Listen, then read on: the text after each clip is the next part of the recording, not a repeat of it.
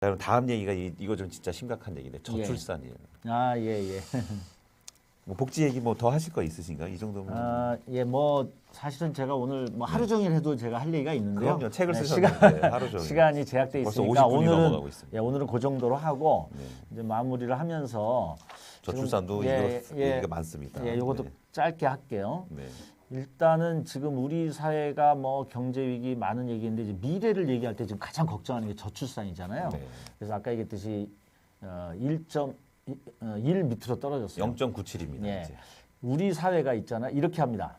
인구가 그대로 유지하는 되려면 합계 출산율이 2.1이 돼야 된다 그래요. 2.1. 2.1. 예. 그냥 중간에 사망하는 사람도 있기 그렇죠, 때문에. 그렇죠. 아이들이 사고가 난다든가. 그러니까 두 명이 2.1명을 낳아야 그 사회가 지속된다는 거거든요.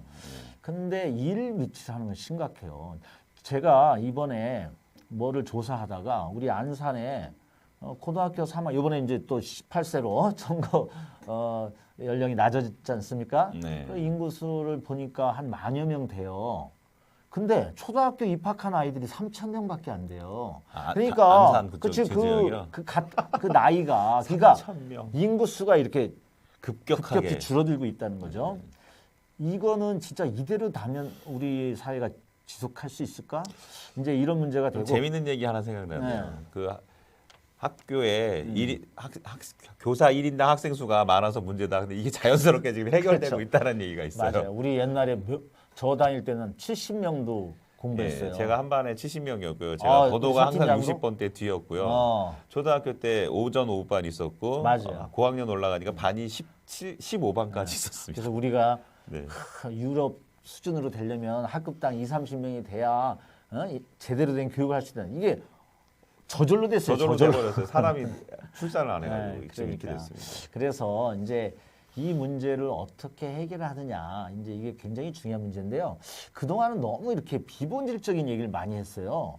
그래가지고 뭐 여자들이 의식이 잘못돼 있다.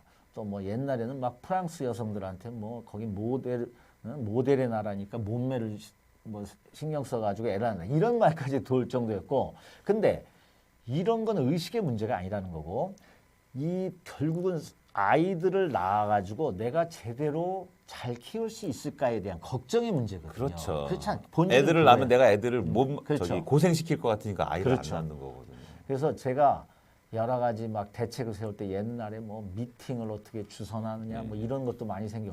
우리 안산에 네. 좀 부끄러운 얘기인데 이전에 모 시장이 이런 공약을 낸 적이 있어요. 아이를 5번째 아이를 낳으면 네. 등록금 전액을 무료로 주겠다. 이게 대책이 됩니까? 4번째까지 오죽하면 넷째까지 혜택을 안 주고 5번째. 그러게요. 저는 이런 식으로 그 쇼맨식으로 하면 안 된다고 생각하고요. 5명 나란 얘기. 앞으로 그러니까 4명은 어떻게 하라고 그래? 앞으로 그 4명은. 5번째 등록금을 면제받기 위해서 넷을 나란 얘기 아니에요. 그러게요. 말도 그런 안 되죠. 비현실. 그래가지고 이제 저 같은 경우도 이번에 네. 그 시장 선거 할 때 제가 이제 선거 대책위원장을 했었는데 네. 그 아이들 보통 지자체에서 3번째부터 출산 장려금을 많이 줘요. 뭐 첫째, 둘째는 안 주거나 50만 원, 100만 원 주고 셋째를 막 한 300, 막 넷째 뭐 500, 1000만 원 이런 지자체들이 많거든요. 네. 근데 제가 공약을 이렇게 바꾸라고 권고해서 그렇게 채택이 됐는데 둘째부터 300만 원을 줘라. 똑같이. 둘째, 셋째, 넷째 똑같이 줘라. 이렇게 제가 얘기했어요. 왜 그러냐면 지금 저출산 문제는 첫째 낳는 것도 망설이지만 결정적인 게 둘째를 망설입니다. 둘째를 안 낳고 있는데 뭘 셋째 낳으면 500을 주겠다. 그럴게요. 이런 거는 비현실적인 얘기예요. 그래서 둘째부터 300만 원을 주자라고 제가 강력히 300만 원은 어떻게 주는 건가요? 아이를 낳으면 줘요. 아이를 낳으면 무조건 300만 무조건 원 줍니다. 둘째를 낳으면 지금 안산의 시장님이 정책을 그렇게 하고 있어요. 그래서 아마 그 조건은 아마 안산에서 뭐 1년 이상 거주했다든가 이런 건 있을 수 있어요. 당연히 있겠죠. 예, 뭔 얘기인지 알잖아요. 이제 그런 부분은 있지만 그렇게 했다는 얘기고요. 자, 제가 다시 저출산 문제를 결론을 내면 네.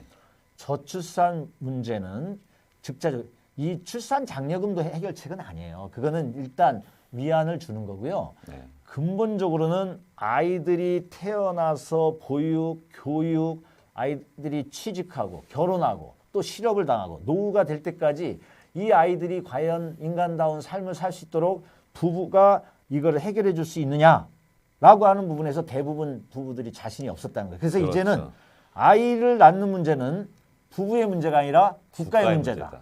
모든 아이는 우리 모두의 아이다라고 하는 인식을 갖고 국가가 해결해 줘야 됩니다. 네. 국가가. 그래서 국가가 해결해 주는데 그 국가가 해결해 줘야 되는 가장 기본적인 건 뭐냐면 바로 삶의 안정을 시켜주는 거예요. 네. 아까 뭐 교육 문제, 보육 문제도 해결해 줘야 되고 주택 문제도 해결해 줘야 되고 질병이 났을 때 이런 전반적인 문제가 있고요. 네네. 또 하나 좀 더 직접적인 문제는 네. 우리 여성들이 아이를 낳고 그 아이를 낳고 일정 정도 키울 때까지 안정감 있게 키우고 다시 직장으로 복귀했을 때 안정적으로 복귀할 수 있는 네. 이거를 만들어주는 것이 절대적인 과제입니다. 지금은 잘 못하죠. 뭐 TV에도 많이 나오듯이 어렵죠. 애를 낳고 다시 자신이 이전에 여성들이 했던 일로 복귀하는 게 쉽지가 않잖아요. 그렇죠. 네. 그 일종의 경력 단절이라고 그러죠. 그렇죠. 경력 단절. 여성들이 특히 이제 아이 낳고 경력 단절이 생기는데 네. 저기 북유럽 같은 경우는 아이 낳으면 1년인가? 1년 네. 동안 육아휴직을 주는데 다 급여가 나갑니다. 80%인가 나가는 그렇습니다. 걸로 알고 있고. 그다음에 저 얘기 맞나 모르겠어요. 이 북유럽 선진국들은 보니까 출산율이 어느 정도 좀 높은 나라들 예. 보니까 그 정상적인 혼인 상태에서 출산하는 예. 아이들보다 비정상이라고 해도 되나? 아니, 그 그냥, 외에 네. 혼인 신고하지 않은 사이에서 동거. 태어난 네. 아이가 50%가 넘어요, 절반이. 맞습니다. 그러니까 그 나라들은 뭐 미혼모가 이상한 나라가 아니죠. 그렇죠. 너무나 자연스러운 거고.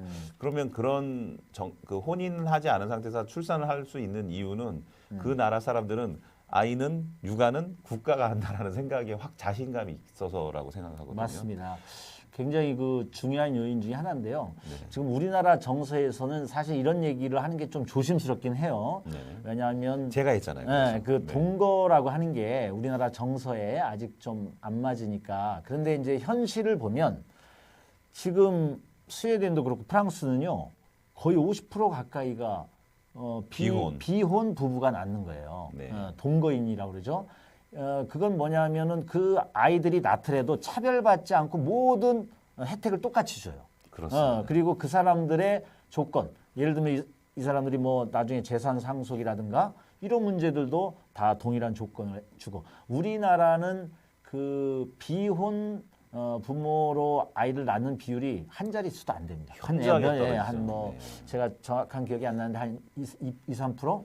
이 정도에 그치고 있는데 궁극적으로는 이게 우리가 원하든 원하지 않든 네. 우리의 사회적 추세는 지금 지난번에 언론에요 청년들 중에 결혼해야 되느냐? 여자들은요 60%가 결혼에 대해서 아직 할 생각을 안 하고 있다. 지금 이런 충격적인 설문조사도 나왔고 남자들도 한 뭐 30%. 저는 더 충격적인 거 있었는데요.